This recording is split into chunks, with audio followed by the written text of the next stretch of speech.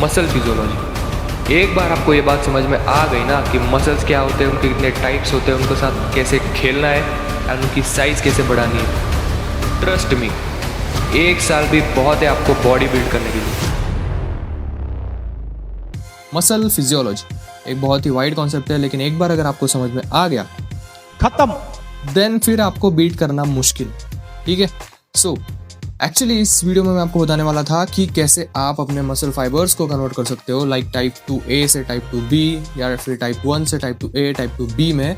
लेकिन वो जानने से पहले आपको कुछ और भी टर्मिनोलॉजीज, कुछ और भी चीज़ें जाननी ज़रूरी है।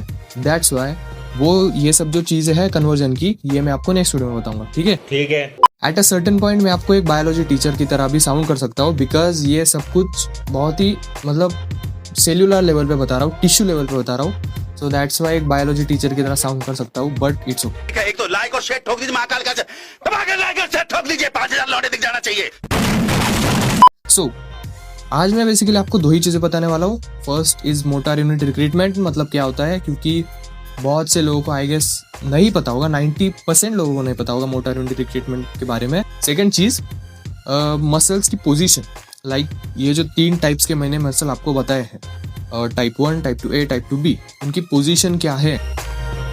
मोटर यूनिट रिक्रूटमेंट क्या होता है देखो 3 चीज़ें हैं, 3 वर्ड है, मोटर, यूनिट एंड रिक्रूटमेंट। ठीक है, सो मोटर मतलब क्या। अब आपको पता है हमारे ब्रेन्स के सेल्स होते हैं, उनका नाम होता है न्यूरॉन।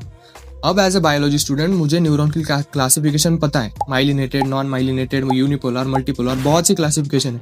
बट आपके लिए motor neuron and sensory neuron, basically 2 types के न्यूरॉन होते हैं। सेंसरी न्यूरॉन मतलब जो भी एक्सटर्नल स्टिमुलस मिल रहा है वो हमें सेंस होता है कि मैं आपको यहाँ पे मार रहा हूँ, तो आपको ये समझ में आता है कि हाँ अच्छा मैं हाथ पे मार रहा हूँ।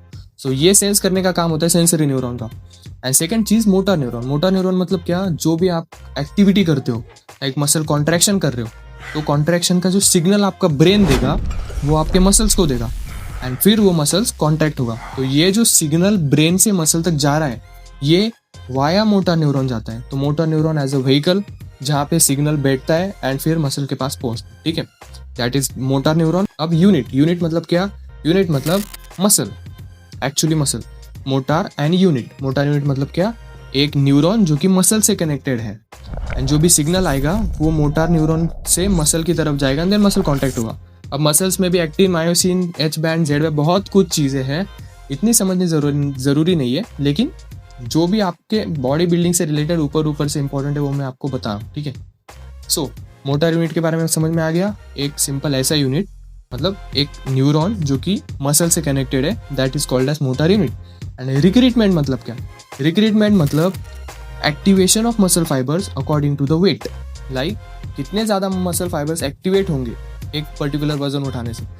आपकी बॉडी क्या चाहती है कि कम से कम एनर्जी खर्च हो। ठीक है, लाइक अगर आपको 2 kg का डंबल उठाना है तो आपकी बॉडी सारी एनर्जी उसमें खर्च नहीं करेगी, सारे मसल फाइबर्स उसमें एक्टिवेट नहीं होंगे। 2 kg के डंबल्स उठाने के लिए कुछ थोड़े बहुत ही मसल फाइबर्स एक्टिवेट होंगे। एंड वही अगर आप 50 किलो का डंबल उठा रहे हो तो आपकी बॉडी को बहुत ज़्यादा एनर्जी लगानी पड़ेगी एंड बहुत से मसल फाइबर्स जो है वो वहाँ पे एक्टिवेट करने पड़ेंगे। So this is recruitment, activation of muscle fibres according to the weight, and that is total motor unit recruitment. ठीक है, अब सबसे पहले ये जान लेते हैं कि सुपरफिशियल लेयर पे कौन प्रेजेंट होता है। सुपरफिशियल लेयर मतलब क्या, हमारे स्किन के सबसे ऊपर वाली जो लेयर है that is superficial layer, and bones के जो नज़दीक की लेयर है that is deeply situated layer, बहुत ही अंदर की लेयर। तो सबसे ऊपर वाली जो लेयर है डीपली सुपरफिशियल लेयर, वहाँ पे प्रेजेंट होता है टाइप 2B मसल फाइबर्स, यानी completely fast Twitch fibres.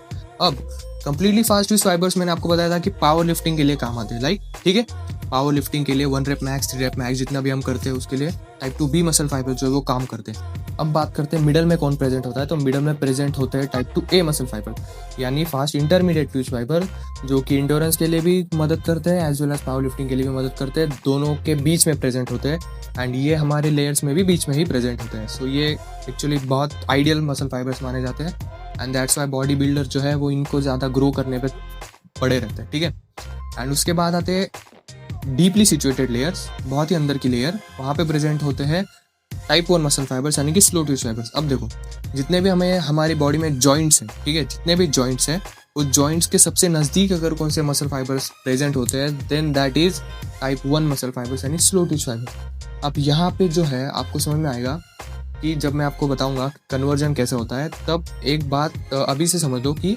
Type 1 जो मसल फाइबर्स हैं उनको स्विच करना मतलब उनको चेंज करना थोड़ा हार्ड होता है, क्योंकि वो एक बॉडी का पोस्चर मेंटेन करने में मदद करती है। ठीक है, अगर आपको बहुत देर तक किसी लाइन में खड़ा रहना है, 2 घंटे के लिए लाइन में खड़ा रहना है, या फिर 2 घंटे के लिए कंटिन्यूस स्विमिंग करनी है, या फिर मैराथन रन करना है, तो आपका बॉडी का पोस्चर मेंटेन होना चाहिए।